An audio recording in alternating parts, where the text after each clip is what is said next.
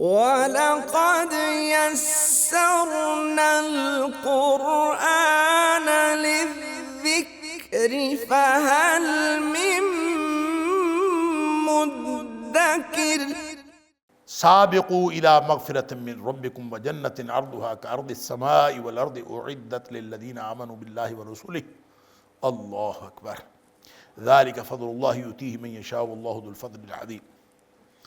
اب دنیا کو تو بتا کے دو جو رویے ہو سکتے ہیں دنیا کے بارے میں، وہ اس کا کمپیریزن کر کے فرمایا سابقو، مسابقہ کرو، دوڑ لگاؤ، ایک دوسرے سے آگے بڑھو۔ سابقو مسابقت یہ باب مفاعلہ ہے، اس کا مطلب ہوتا ہے ایک دوسرے سے مسابقت کرو، آگے بڑھو۔ کس بات میں آگے بڑھو؟ وہ جو تکاثر تھا اس کو تو منع کیا تھا، تکاثر تو غلط ہے، تفاخر بھی غلط ہے، تو آگے پھر مسابقت کس میں کرنی ہے؟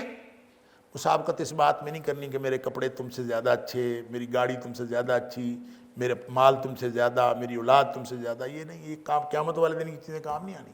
یوم لا ینفع مال ولا بنون، نہ بیٹے کام آئیں گے نہ مال کام آئے۔ اس میں مسابقت نہ ہو، مسابقت ہو تو جنت کی طرف ہو، میں وہ کام کر جاؤں جو جنت کو لے جانے والے، اور جنت کی طرف ایک دوسرے سے آگے بڑھو، جنت میں جانے والے کام جو ہے ایک دوسرے سے زیادہ زیادہ کرو۔ اللہ اکبر۔ سابقو، آگے بڑھو، مسابقت کرو، کس طرف؟ الی مغفرۃ من ربکم، رب کی جو بخشش ہے اس کی طرف آگے بڑھو، وجنت، اور اس جنت کی طرف آگے بڑھو۔ سورہ آل عمران میں ہم نے پڑھا تھا وسارعوا الی مغفرۃ من ربکم۔ سارعوا کا مطلب ہے جلدی کرو، ایک دوسرے کے مقابلے میں جلدی کرو، گویا وہ بھی مسابقت ہی ہے۔ تو مسارعت اور مسابقت ایک ہی بات ہے، ایک دوسرے سے آگے بڑھو، یہ ہے اصل میں میدان ایک دوسرے سے آگے بڑھنے والا۔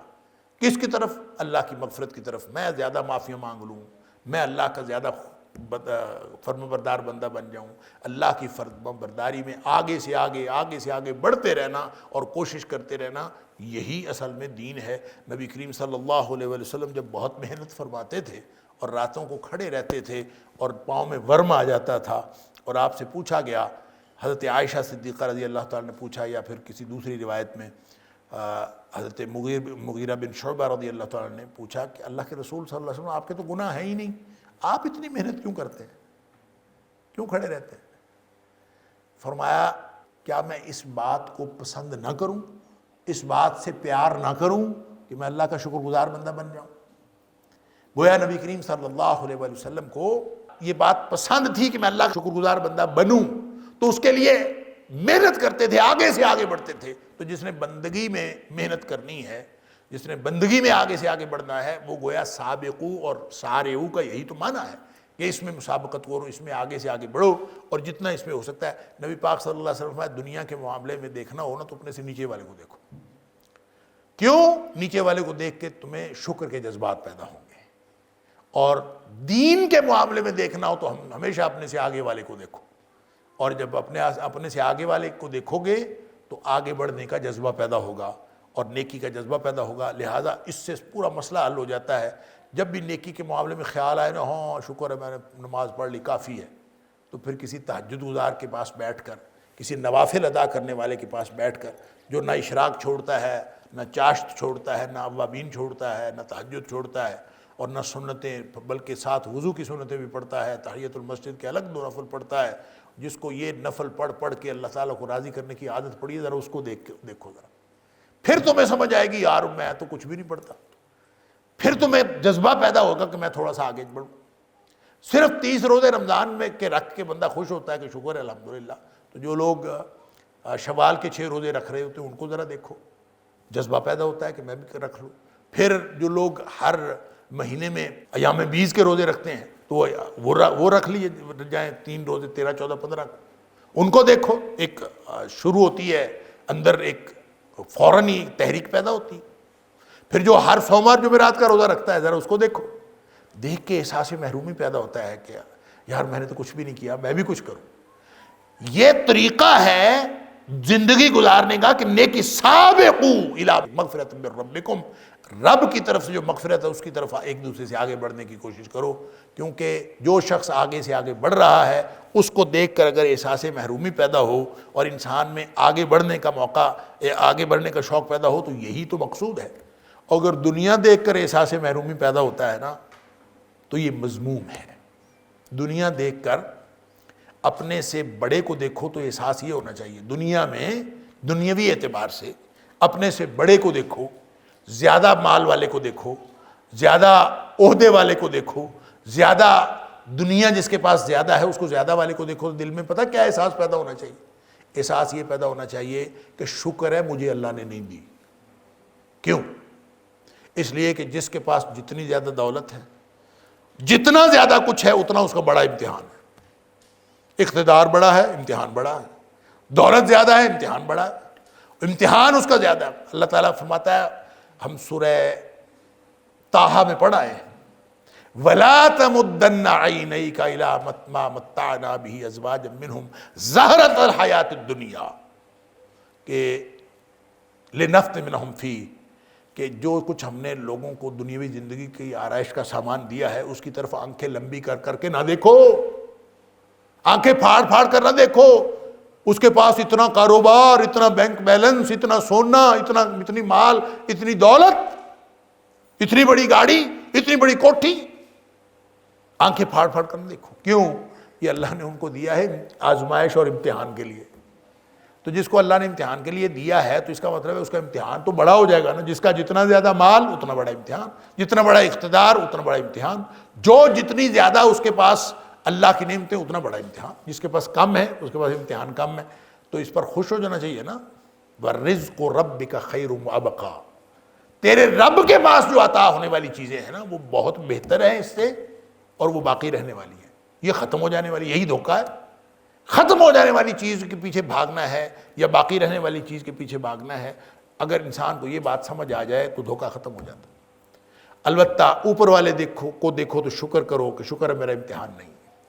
آپ کو پتہ ہے نبی کریم صلی اللہ علیہ وسلم فرمایا، یہ جو دنیاوی اعتبار سے جو غریب لوگ ہیں، غریب جن کو مال و دولت نہیں ملا، ہیں وہ ایمان والے، اور وہ ایمان والے جو ہیں تو امیر لیکن ایمان ان کے پاس ہے۔ اب وہ بھی ایمان والے ہیں، یہ بھی ایمان والے، وہ غریب ہے، وہ امیر ہے۔ نبی کریم صلی اللہ علیہ وسلم فرمایا دونوں جنت میں جائیں گے، دونوں جنت میں جائیں گے، لیکن جو غریب لوگ ہیں وہ امیر لوگوں سے 500 سال پہلے جنت میں جائیں گے۔ 500 سال پہلے جنت! اللہ، اتنی بڑی کمپنسیشن اللہ نے رکھی ہے۔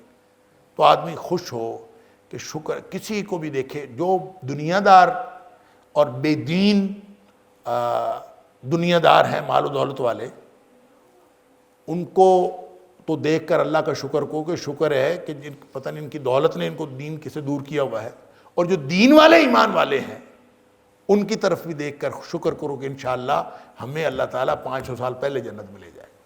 یعنی اس طرح کا ایک تصور ذہن میں آتا، شکر کی کیفیت پیدا ہوتی۔ اور اگر نیچے والے کو دیکھنا ہے، فرمایا کہ دنیا کے معاملے میں ہمیشہ نیچے والے کو دیکھیں، اور نیچے والے کو دیکھیں گے تو کیا ہوگا؟ شکر کے جذبات پیدا ہوں گے، کہ جو آپ کے پاس اگر کوئی نعمت کی کمی ہے تو اس سے کم نعمتوں والوں کو دیکھیں گے، دنیا کی جو نعمتیں ہیں، تو آپ کے دل میں شکر کے جذبات پیدا ہوں گے۔ لہذا یوں انسان اگر زندگی گزارے تو پھر یہ جو مسابقت ہے جنت کی طرف، یعنی وہ فوکس رہے جنت کی طرف۔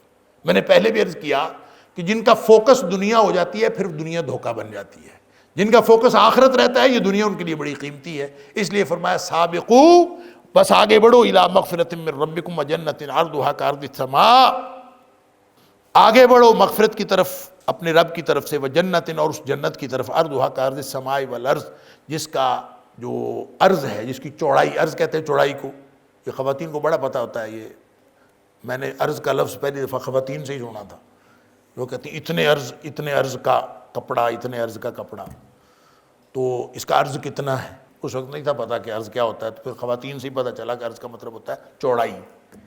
لہذا یہ تو ایسا لفظ ہے کہ کسی نے قرآن پڑھا اور نہ پڑھا اس کو فوراً سمجھ آ جاتی کہ عرض کا مطلب ہوتا ہے چوڑائی۔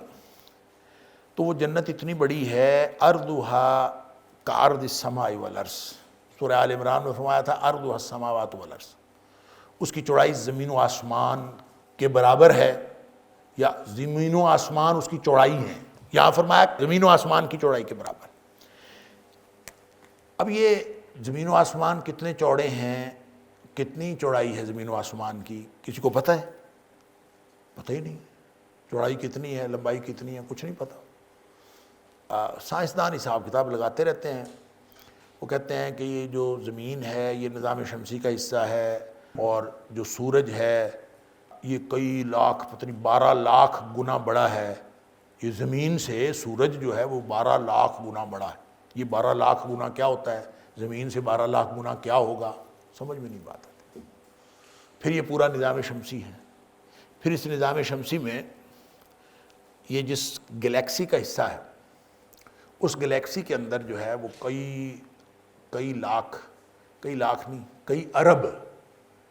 کئی ارب نظام شمسی ہیں، گلیکسی کے اندر کئی ارب نظام شمسی ہیں، اور اس ایک ستارہ جو ہے اس گلیکسی کے اندر ایک ستارہ یا ایک سیارے بھی ہیں، ستارے بھی ہیں، اور اس کے بارے میں بعض لوگوں نے عجیب و غریب سائنسدانوں کے، میں ایک آرٹیکل پڑھ رہا تھا، بندہ سوچ ہی نہیں سکتا، انہوں نے کہا جی کئی ایسے سیارے ہیں یا ستارے ہیں جو سورج سے نہیں، ہمارے دنیاوی نظام شمسی سے 50 لاکھ گنا بڑے ہیں، 50 لاکھ گنا، کافی سارا بڑا لگتا ہے۔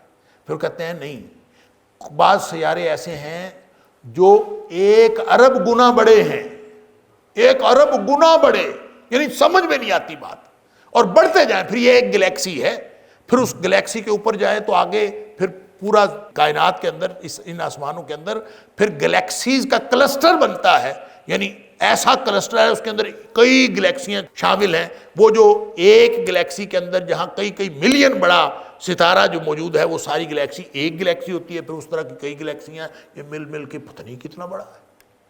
یہ ساری کائنات جس کی سمجھ ہی نہیں آتی کہ یہ کتنی بڑی ہے، اللہ فرماتا ہے جنت کی چوڑائی کے برابر ہے، جنت کی لمبائی نہیں۔ لمبائی کتنی ہوگی اس کا تو پتہ ہی کوئی نہیں۔ یہ سارا کچھ ملا کے، یعنی کائنات کے کناروں کا آج تک سائنسدان حساب نہیں لگا سکے کہ کہاں تک ہے، اور اتنی چوڑائی ہے جنت کی، تو لمبائی کتنی ہے کچھ نہیں پتا۔ اللہ اکبر، گویا جنت تو بہت ہی بڑی ہے۔ وَلَقَدْ يَسَّرْنَا الْقُرْآنَ لِلذِّكْرِ فَهَلْ مِن مُّدَّكِرٍ وَلَقَدْ يَسَّرْنَا الْقُرْآنَ لِلذِّكْرِ فَهَلْ مِن مُّدَّكِرٍ۔ اور اس کی تشریح نبی پاک صلی اللہ علیہ وسلم کی اس حدیث میں ہوتی ہے جہاں آپ نے فرمایا کہ جنت، جو آخری جنتی کو جنت ملنی ہے نا، آخری جنتی کو جس کو جہنم سے نکالا جائے گا سب سے آخر پہ، اور سب سے آخر پہ وہ جنت میں جائے گا، اس کو جو جنت ملے گی وہ دنیا سے 10 گنا بڑی ہوگی۔ تو دنیا سے 10 گنا بڑی جنت اس کو ملنی ہے جس نے سب سے آخر پہ جانا ہے، تو جو سب سے پہلے گیا ہوگا اس کو کتنی بڑی ملے گی؟ کچھ سابقون الاولون جو ہیں ان کو کتنی بڑی ملے گی؟ نبیوں کی جنت کتنی بڑی ہوگی؟ گویا اللہ کی جنت واہ بڑی ہے، تو کافی بڑی ہے۔ اللہ کی جنت جب اتنی بڑی ہے تو اللہ تعالیٰ کو کیا پرواہ ہے، وہ ساری اہل ایمان کو جنت الفردوس دے دے، وہ جو سب سے اعلیٰ جنت ہے اللہ تعالیٰ وہ دے دے، وہ بھی کوئی چوٹی تو نہیں ہوگی۔ لہذا اللہ تعالیٰ سے جنت مانگتے وقت کنجوسی کا اظہار نہیں کرنا چاہیے، سب کے لیے مانگ لیں، سب کے لیے جنت مانگ لیں، اور کوئی اسپیسیفیکیشن کا حساب نہ رکھیں کہ اللہ فلاں جگہ پہ فلاں اس طرح کا جنت کے کنارے پہ ایک محلی دے دے، تو کیوں اللہ تعالیٰ کو اس طرح پابند کرتے ہیں؟ اللہ تعالیٰ کی جنت لامحدود ہے، پتہ نہیں کتنی بڑی ہے۔ لہذا نبی کریم صلی اللہ علیہ وسلم فرمایا جب بھی مانگو تو اللہ سے جنت الفردوس مانگو، جو سب سے اونچی جنت ہے، اور اسی سے جنت کی نہریں جو ہیں ان کے منبع اور ماخذ بھی وہیں پہ ہیں۔ کعرض السماء والارض، زمین و آسمان کا جو چوڑائی ہے، اس طرح سے اتنی چوڑائی ہے جنت کی۔ اعدت للذین آمنوا باللہ ورسلہ، اللہ اکبر، یہ تیار کی گئی ہے ان لوگوں کے لیے جو اللہ اور اس کے رسولوں پر ایمان لاتے ہیں۔ سبحان اللہ۔ اصل معاملہ ایمان، اور ایمان کا جو اثبات ہوتا ہے، ایمان ثابت ہوتا ہے عمل سے۔ تو جس نے آمنوا وعملوا الصالحات، ایمان لایا اور نیک عمل کیے تو ان کو گویا یہاں تو اللہ کریم نے بس یہ دو ہی باتیں کہیں، وہاں جب ہم نے سورہ آل عمران میں پڑھا تھا تو وہاں اللہ تعالیٰ نے ان کے مختلف نشانیاں بیان کی تھیں، جس میں ایک نشانی انفاق فی سبیل اللہ بھی ہے کہ وہ لوگ خرچ کرتے ہیں۔ تو یہاں سورہ حدید کے بھی اندر بھی میں نے آپ سے عرض کیا کہ اس میں بھی جو انفاق فی سبیل اللہ اس کی بڑی اہمیت بتائی گئی ہے۔ اس کا مطلب ہے جو شخص اللہ کے رستے میں خرچ کرتا ہے، مال خرچ کرتا ہے، جان خرچ کرتا ہے، صلاحیتیں خرچ کرتا ہے، علم خرچ کرتا ہے، اللہ کا دیا ہوا سب کچھ خرچ کرتا ہے، اگر وہ خرچ کرتا ہے تو پھر اللہ تعالیٰ اس کے بدلے میں اس کو جنت عطا فرماتا ہے۔ جیسے فرمایا کہ ان اللہ اشتری من المؤمنین، اللہ نے سودا کر لیا اہل ایمان کے ساتھ، اللہ اکبر، باموالہم انفسہم، ان کے مال اور ان کی جانیں، جان اور مال کا سودا، یہ اللہ جان لے لے دی ہوئی تو تیری ہے، اللہ مال بھی لے لے دیا ہوا تیرا ہی ہے، لیکن جنت دے دے۔ اللہ تعالیٰ فرماتا ہے یہ سودا ہے میرا، بِأَنَّ لَهُمُ الْجَنَّةَ، مال اور جان وہ لگا دیں، جنت ان کو میں دے دوں گا۔ اللہ تو آمنوا باللہ ورسولہ، ورسولہ، جو اللہ اور اس کے رسولوں پر ایمان رکھتے ہیں ان کے لیے وہ جنت تیار کی گئی ہے۔ ذالک فضل اللہ یؤتیہ من یشاء، یہ اللہ کا فضل ہے جس کو اللہ چاہتا ہے عطا کرتا ہے۔ گویا جنت جو ہے وہ کوئی شخص یہ نہیں کہہ سکتا کہ میں اپنے عمل کے نتیجے میں جنت میں چلا جاؤں گا۔ اللہ اکبر، یہ اللہ کے فضل سے جنت ملنی۔ اور فضل کس کو کہتے ہیں؟ فضل اس چیز کو کہتے ہیں جو زائد ہو، جو اصل سے زائد ہو وہ فضل ہوتا ہے۔ تو اللہ تعالیٰ جو پازیٹیولی زائد ہوتا ہے وہ فضل ہوتا ہے، جو نیگیٹیولی زائد ہوتا ہے وہ فضول ہوتا ہے وہ بھی زائد ہے، وہ بھی زائد ہے۔ تو اللہ کا فضل جو ہے اس کے ذریعے سے جنت ملتی ہے۔ جو بھی نعمتیں اللہ نے فرمائی ہیں ساری اللہ کا فضل ہے۔ قرآن ملا یہ بھی فضل ہے۔ سورہ یونس میں اللہ تعالیٰ نے فرمایا قُلْ بِفَضْلِ اللَّهِ وَبِرَحْمَتِهِ فَلْيَفْرَحُوا، اللہ کے فضل اور اللہ کی رحمت کی وجہ سے خوشی مناؤ کہ اللہ نے تمہیں قرآن جیسی نعمت عطا کی ہے۔ لہٰذا ہر چیز اللہ کا فضل ہے، ہر چیز ہی اللہ کا احسان ہے، اور جنت بھی اللہ کے فضل اور رحمت سے ہی ملنی ہے۔ اللہ کے فضل اور رحمت سے ملنی ہے، اس کے لیے تیاری کی ضرورت ہے۔ نبی پاک صلی اللہ علیہ وسلم فرمایا سددوا وقاربوا، اپنے معاملات سیدھے رکھو اور قریب قریب ہوتے جاؤ، لیکن ساتھ یہ بات فرمائی وَاعْلَمُوا، اور یہ بات یاد رکھو کہ لَن يُدْخِلَ أَحَدًا عَمَلُهُ الْجَنَّةَ، کسی کو بھی اس کا عمل جنت میں نہیں لے جا سکتا۔ جنت میں اگر کسی نے جانا ہے تو کوئی شخص کسی کا عمل اس کو جنت میں عمل کرنا ہے، لیکن کوئی کسی کا عمل جنت میں نہیں لے جا سکتا۔ تو صحابی کہتا ہے وَلَا أَنْتَ يَا رسول اللہ صلی اللہ علیہ وسلم، اللہ کے رسول صلی اللہ علیہ وسلم آپ کا عمل آپ کو بھی جنت میں نہیں لے کے جائے؟ فرمایا مجھے بھی نہیں، وَلَا أَنَا، مجھے بھی نہیں لے کے۔ پھر إِلَّا أَن يَتَغَمَّدَنِيَ اللَّهُ بِرَحْمَةٍ وَفَضْلٍ، ہاں اللہ کی رحمت اور اللہ کا فضل مجھے اپنی لپیٹ میں لے لے تو میں جنت میں جا سکتا ہوں۔ گویا جنت میں جس شخص نے بھی جانا ہے وہ اللہ کے فضل اور اللہ کی رحمت سے جانا ہے۔ اس لیے فرمایا ذالک فضل اللہ یؤتیہ من یشاء واللہ ذو الفضل العظیم، اللہ تعالیٰ بڑے فضل والا، بہت بڑے فضل والا ہے۔ ما اصاب من مصیبت فی الارض ولا فی انفسکم الا فی کتاب من قبل ان نبرأها، جو کوئی تمہیں مصیبت پہنچتی ہے فی الارض، زمین میں اگر کوئی مصیبت ہے، ولا فی انفسکم، اور تمہاری اپنی جانوں میں کوئی مصیبت ہے تو وہ نہیں پہنچتی الا مگر فی کتاب، وہ کتاب میں لکھی ہوئی ہے، من قبل، اس سے پہلے، ان نبرأها، کہ ہم اس کو پیدا کریں، اس کو پیدا کرنے سے پہلے وہ لکھی جا چکی۔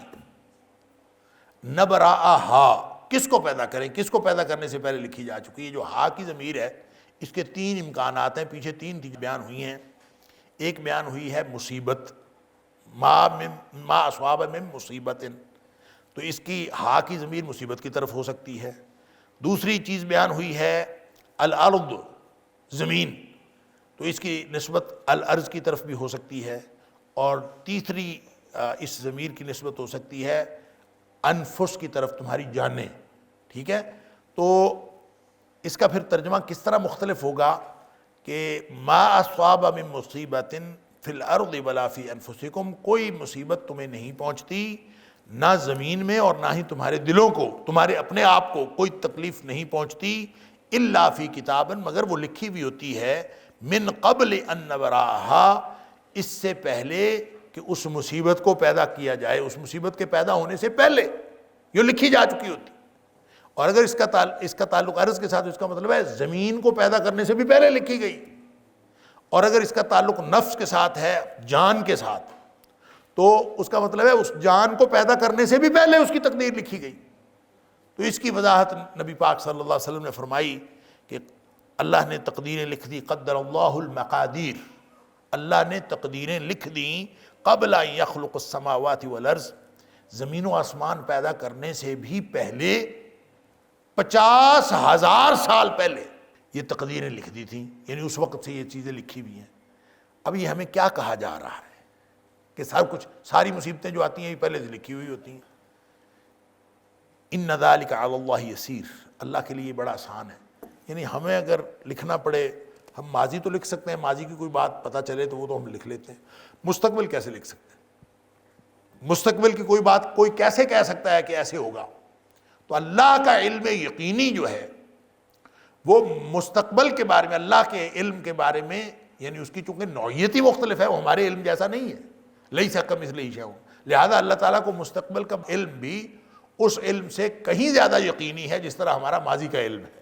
اللہ کا علم وہ کہیں زیادہ یقینی، اس لیے کیونکہ اللہ کی ذات جیسی کوئی ذات نہیں، اللہ کی صفات جیسی کوئی صفت نہیں، کسی کی صفات نہیں، لہذا اللہ کا جو صفت علم ہے اس جیسا کسی کا علم نہیں۔ اور اللہ فرماتا ہے کہ تمہیں یہ مشکل لگتا ہے کہ مستقبل کی باتیں پہلے کیسے لکھی جا سکتی ہیں، ابھی کائنات پیدا نہیں ہوئی، زمین و آسمان پیدا نہیں ہوئے اور پہلے ہی لکھ دیا جائے، یہ کیسے لکھا جا سکتا ہے؟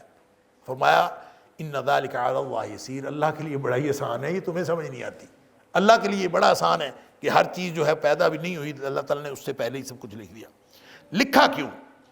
لِكَيْ لَا تَعْسَوْا عَلَىٰ مَا فَاتَكُمْ وَلَا تَفْرَحُوا، اللہ، تاکہ تم افسوس نہ کرو اس چیز پر کہ جو تم سے چھن گئی، اس پر افسوس نہ کرو، وَلَا تَفْرَحُوا بِمَا آتَاكُمْ، اور جو کچھ اس نے عطا کی ہے اس پر اتراؤ نہ، اس پر ایسی خوشی نہ بناؤ کہ او جناب میں نے تو یہ کر لیا، میں نے وہ، اترانا شروع کر دو، نہ خوشی ملنے پر، کوئی چیز نعمت ملنے پر اتراؤ، اور نہ کوئی نعمت چھن جانے پر افسوس کرو۔ اس لیے اللہ نے یہ بتایا ہے کہ تمہاری تقدیر لکھی جا چکی ہے۔ اگر آدمی کو کوئی چیز ہاتھ میں نہ ہو اور یا کوئی چیز ہاتھ سے چھن جائے تو آدمی تو مرنے لگتا ہے اور پھڑکنے لگتا ہے کہ میرے سے تو یہ چھن گئی۔ وہ کوئی بھی نعمت چھن جائے، کوئی اپنا عزیز اس کی موت واقع ہو جائے، چھن جائے، نعمت چھن جائے، کوئی فیکٹری کو آگ لگ جائے، کوئی گھر کی کوئی ایسا مسئلہ، کوئی بھی بات ہو، اللہ تعالیٰ فرماتا ہے ہر چیز تو لکھی گئی ہے، اور لکھی اس لیے ہے اور تمہیں بتایا اس لیے ہے کہ لکھ دی گئی کہ کوئی چیز تو تمہارے ہاتھ سے چھن جائے تو اس پر تمہیں ایسا افسوس نہ ہو کہ مرنے ہی لگو، اور کوئی چیز اگر مل جائے تو اس پر ایسی خوشی نہ ہو کہ اترانے ہی لگو۔ جب خوشی ملے تو اس پر بھی اللہ کا شکر کرو کہ اس نے دی ہے، اور جب کوئی غم ملے اس پر صبر کرو کہ یہ بھی اس نے دیا ہے۔ اس لیے نبی کریم صلی اللہ علیہ وسلم نے فرمایا تھا کہ مومن کا معاملہ بڑا عجیب ہے، ان امر المومن عجب لامر المومن، مومن کا معاملہ بڑا ہی عجیب ہے۔ کیا عجیب معاملہ ہے؟ ان امرہ کلہ خیر، کہ مومن کا معاملہ ہر حالت میں خیر ہی خیر کا معاملہ۔ وَلَقَدْ يَسَّرْنَا الْقُرْآنَ لِلذِّكْرِ فَهَلْ مِن مُدَّكِرٍ وَلَقَدْ يَسَّرْنَا الْقُرْآنَ لِلذِّكْرِ فَهَلْ مِن مُدَّكِرٍ۔ جب اس کو، اور پھر فرمایا یہ صرف مومن کے لیے ہے، وَلَيْسَ ذَاكَ لِأَحَدٍ إِلَّا الْمُؤْمِنِ، مومن کے علاوہ کسی اور کو یہ استحقاق حاصل نہیں ہے کہ اس کے لیے سارے معاملے ہی اچھے ہو۔ تو فرمایا اس کو کوئی برائی پہنچتی ہے، اللہ اکبر، وہ صبر کرتا ہے، اللہ سے اجر لے لیتا ہے، یہ اس کے لیے خیر بن جاتی ہے، اور اگر اس کو کوئی خوشی پہنچتی ہے، کوئی نعمت پہنچتی ہے، وہ شکر کرتا ہے اور اللہ سے اجر لے لیتا ہے، یہ بھی اس کے لیے خیر بن جاتی ہے۔ یعنی شکر کیا تو نعمت اجر بن گئی، صبر کیا تو تنگ دستی اجر بن گئی، دونوں صورتوں میں مومن اجر لے لیتا ہے۔ فرمایا واللہ لا يحب كل مختال فخور، اللہ تعالیٰ جو ہے وہ کسی بھی قسم کے مختال اور فخور کو پسند نہیں کرتا۔ اچھا، یہ جو مختال ہے اس کا لفظی معنی کہتے ہیں اترانے والا، یا بعض کہتے ہیں کہ اس کا معنی ہے شیخی خورا، لوگوں کو دکھانے والا، شو آف کرنے والا۔ ہوتا ویسے مختال کا معنی بھی متکبر ہے اور فخور کا معنی بھی متکبر ہے۔ فخور فعول کے وزن پہ ہے، اس کا مطلب ہوتا ہے بہت زیادہ تکبر کرنے والا۔ اور مختال جو ہے یہ اصل میں اس کا مادہ جو ہے وہ خیال ہے، خیال، خا یا لام۔ تو جو اپنے خیال ہی خیال میں متکبر ہو وہ مختال ہوتا ہے، اور جو لوگوں کے سامنے اظہار کرے وہ فخور ہوتا ہے۔ یا اس کو یوں کہہ لیجئے کہ جو شخص کسی کو مال دیتا ہے یا کسی کا حق دیتا ہے یا کسی کو کچھ علم دیتا ہے یا کسی کے ساتھ کسی بھی طرح اس کا کوئی تعلق ہوتا ہے دینے لینے کا، تو جب وہ خرچ کرنے سے پہلے اس کے دل میں آتا ہے کہ ہاں میں بڑا ہوں، میرے پاس علم ہے، میرے پاس طاقت ہے، میرے پاس مال ہے، میں دوں گا، تو وہ جو پہلے خیال اس کو آتا ہے تو یہ بڑائی کا خیال کسی کو آ جائے تو وہ شخص مختال ہوتا ہے۔ اور جو کسی کو مال دے کر، کوئی نعمت دے کر اس کو دینے کے بعد اترائے اور خوش ہو کہ دیکھیں میں نے دے دیا، میں اتنا کیا، میں نے یہ کیا، میں نے یہ فخور ہے، مجھے اس بات پر فخر ہے، یہ فخر درست نہیں۔ اس لیے فرمایا کہ اللہ تعالیٰ کسی بھی مختال اور فخور کو پسند نہیں کرتا۔ یہ ایک جگہ نہیں ہے، کئی جگہ قرآن میں آیا کہ اللہ تعالیٰ مختال اور فخور کو پسند نہیں کرتا، اور خاص طور پہ جہاں حقوق العباد کا تذکرہ ہوا آیت نمبر 36 سورہ نساء میں، وہاں بھی فرمایا کہ اللہ تعالیٰ مختال اور فخور کو پسند نہیں کرتا۔ تو مختال وہ ہوتا ہے جو کسی کا حق دینے سے پہلے خیال ہی خیال میں متکبر ہو، اپنے آپ کو بڑا سمجھتا ہو۔ اور بڑا بننے کے لیے اور مختال ہونے کے لیے کوئی دولت مند ہونا ضروری نہیں ہے، اور کوئی بڑا عہدہ ہونا بھی ضروری نہیں ہے۔ ایک ریڑھی والا بھی مختال اور فخور ہو سکتا ہے، یہ ایک رویہ ہے، لہذا یہ رویہ کسی شخص میں بھی آ جائے وہ مختال اور فخور ہوگا۔ اللہ اکبر۔ لہذا فرمایا کہ کیا ضرورت ہے تکبر رہ کہاں جاتا ہے جب اس کو پتا ہو کہ سارا کچھ تو اللہ کی طرف سے اللہ نے دیا ہے، اور اللہ جس وقت مجھ سے لے لے گا تو اللہ لے لے گا، اللہ کی دی ہوئی چیز ہے، تو اس میں کوئی کیسے ہو سکتا ہے کہ کسی شخص کے پاس زیادہ ہو کسی کے پاس کم ہو؟ ہر چیز تو اللہ کی طرف سے ہے اور پہلے لکھی ہوئی ہے، تو پھر کوئی چیز چھن جائے تو، کوئی چیز آ جائے تو اس میں انسان کی خوبی کہاں سے ہوئی؟ سب کچھ تو اللہ نے لکھا ہوا ہے۔ اللہ، یہ ساری جو بات ہے کہ اللہ نے لکھا ہوا ہے، اللہ تعالیٰ فرماتا ہے من قبل ان نبرأہا، اس کو پیدا کرنے سے بھی پہلے ہم نے لکھ دیا ہے، تو یہ اس لیے نہیں ہے کہ انسان ہاتھ پہ ہاتھ دھر کے بیٹھ جائے کہ بس ٹھیک ہے جی تقدیر میں جو لکھا ہے، اگر جنت لکھی ہے میرے مقدر میں تو مجھے جنت مل جائے گی، اور مجھے میرے مقدر میں جہنم لکھی ہے تو جہنم مل جائے گی، تو میں تو کچھ بھی نہیں کرتا، بیٹھ جاتا۔ نہیں، یہ نہیں ہے اس کا مطلب۔ اس کا معنی یہ ہے اللہ نے جنت لکھی ہے، کیا لکھا ہے اللہ نے وہ تو اللہ کو پتہ ہے نا۔ اللہ نے اگر وہاں لکھا ہو کہ یہ کام کرے گا تو جنت ملے گی، یہ کام کرے گا تو اس کو جہنم ملے گی، اگر اللہ نے یہ لکھا ہو تو اگر وہ کام میں کرتا ہی نہیں اللہ کے دیے ہوئے موقع کے مطابق، میں وہ کام ہی نہیں کرتا، تو پھر میں جنت میں نہیں جا سکتا۔ تو یہ وہاں اللہ نے کیا لکھا ہے کیا نہیں لکھا یہ اللہ کا کام ہے، یہ میرا کام ہے ہی نہیں، نہ وہ میرے علم میں ہے نہ وہ میرے پاس۔ ہاں جب وہ گزر جاتی ہے کوئی چیز تو اس کے بعد مجھے پتہ چلتا ہے کہ اللہ کو تو یہ منظور تھا، اس کے بعد پتہ چلتا ہے۔ اور اس لیے نبی اکرم صلی اللہ علیہ وسلم نے فرمایا اس حدیث کی جو اس کیفیت کی اور اس آیت کی جو تشریح ہے وہ اس حدیث میں بہت اچھی ہوتی ہے، مسلم شریف کی حدیث ہے۔ نبی پاک صلی اللہ علیہ وسلم فرمایا المؤمن القوی خیر، المؤمن القوی خیر، بہتر ہے، واحب اللہ۔ جو قوی مومن ہوتا ہے نا، طاقتور مومن جو کہ عمل کرتا ہے، محنت کرتا ہے، جدوجہد کرتا ہے، سٹرگل کرتا ہے، تو وہ بہتر بھی ہے اور وہ اللہ کو زیادہ پسند ہے۔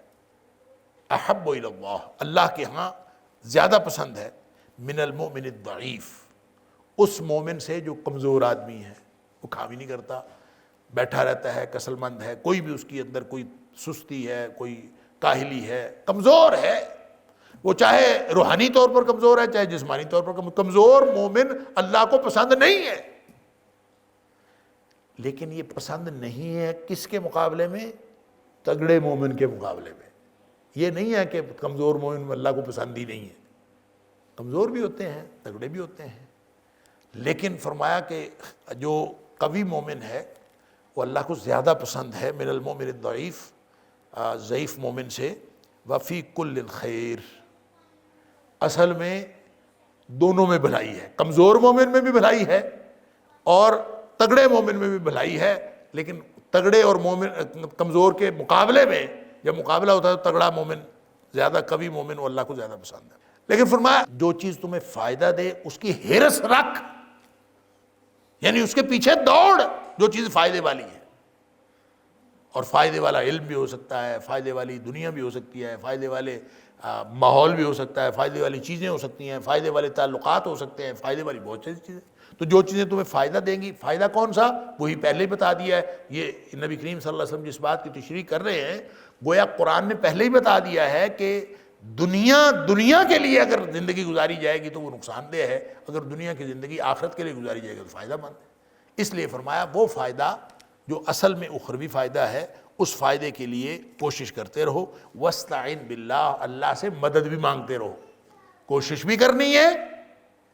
إِيَّاكَ نَعْبُدُ وَإِيَّاكَ نَسْتَعِينُ، اللہ بندگی تیری کرتے ہیں لیکن تجھ سے ہی مدد بھی مانگتے ہیں کہ ہم خود بندگی کر ہی نہیں سکتے اس طرح جس طرح تیری بندگی کا حق ہے، تو مدد کرے گا تو پھر ہی ہم بندگی کر سکتے ہیں، لہذا محنت بھی کرنی ہے، ساتھ اللہ سے مدد بھی مانگنی ہے۔ وَلَا تَعْجَزْ، کمزور نہیں پڑنا اور اپنے آپ کو عاجز سمجھ کے پیچھے ہٹ کے بیٹھ نہیں جانا بلکہ کوشش کرتے جانا ہے۔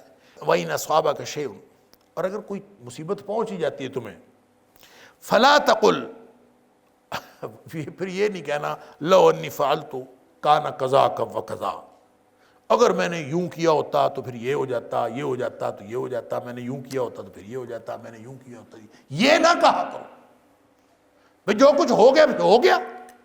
اور اگر کوئی چیز اس طرح سے ناپسندیدہ بات تمہیں پہنچی گئی جو تمہیں اچھی نہیں لگتی تو ابھی تو یہ واقعہ ہو گیا ہے، گویا آپ کے علم میں آ گیا کہ یہ تھی اللہ کی تقدیر، جو ہو گیا ہے نا پھر پتہ چلا اللہ کی تقدیر یہ تھی، ہونے سے پہلے تو کسی کو بھی نہیں پتا، وہ صرف اللہ کو پتا ہے، صرف اللہ کے علم میں ہے کہ تقدیر میں کیا لکھا ہے، کسی اور کے علم میں نہیں۔ لہذا نفع والی چیز، نفع والا علم، نفع والی چیزیں، نفع والی باتیں، جن جن چیزوں کو نبی کریم صلی اللہ علیہ وسلم نے ہمیں بتایا کہ یہ چیزیں انسان کو فائدہ دیتی ہیں وہ کرنی ہے اور کرتے رہنا ہے جب تک کوئی چیز دنیا میں وقوع پذیر نہیں ہو جاتی۔ جب دنیا میں کوئی چیز وقوع پذیر ہو جاتی ہے تو نبی کریم صلی اللہ علیہ وسلم فرمایا پھر اس وقت یہ کہو کہ قدر اللہ وما شاء فعل، یہ اللہ کی تقدیر تھی، جو اس نے چاہا وہی کیا، یعنی پھر آپ کو پتہ چل گیا نا کہ یہ تقدیر تھی، تو اللہ کی تقدیر یہ تھی، اللہ نے جو چاہا وہ کر دیا۔ یہ اس وقت پتہ چلتا ہے جب وہ کام کوئی ہو جاتا ہے، لہذا ہو جانے کے بعد لِكَيْ لَا تَعْسَوْا عَلَىٰ مَا فَاتَكُمْ، اس وقت بیٹھ کے پیٹنے کی کوئی ضرورت نہیں ہے، فوراً سمجھ آ جانی چاہیے کہ میرا معاملہ اللہ نے ایسا ہی لکھا تھا، تاکہ اس میں نہ کوئی غم، ٹھیک ہے اللہ نے لکھا تھا قدر اللہ ما شاء فعل، اللہ نے یہی تقدیر لکھی تھی اور جو چاہا اللہ نے اسی طرح سے کیا۔ اللہ اکبر۔ فرمایا کہ فَإِنَّ لَوْ تَفْتَحُ عَمَلَ الشَّيْطَانِ، یہ کہنا اگر میں یہ کر لیتا تو یہ ہو جاتا، اگر میں یہ کر لیتا، یہ شیطان کا دروازہ کھولتا ہے، شیطان کے کام کا دروازہ کھولتا ہے، اور شیطانی کام اس لو کے ذریعے سے آتے ہیں۔ لہٰذا کسی معاملے میں، کسی دوسرے کے معاملے میں مثال دیتے ہوئے یہ کہہ دینا کہ اگر ایسا ہو جاتا تو ایسا ہو جاتا، کہہ دینا مثال سمجھانے کے لیے، وہ شیطان کا دروازہ نہیں کھولتا اور وہ غلط نہیں ہے۔ میں ایسا کر لیتا تو پھر ایسا ہو جاتا، میں بریک لگا لیتا تو ایکسیڈنٹ سے بچ جاتا، میں یہ موڑ کاٹ لیتا تو یوں ہو جاتا، نہیں، یہ اپنے بارے میں اس طرح نہیں کہنا چاہیے، بلکہ جو ہو گیا اس کے بارے میں کہنا چاہیے اللہ کی تقدیر تھی اور ایسا ہوا۔ اللہ تعالیٰ مجھے اور آپ کو، ہم سب کو قرآن سمجھنے اور عمل کرنے کی توفیق عطا فرمائے۔ وآخر دعوانا الحمدللہ رب العالمین۔ إن هذا القرآن يهدي للتي هي أقوم ويبشر المؤمنين الذين يعملون الصالحات أن لهم أجرا كبيرا۔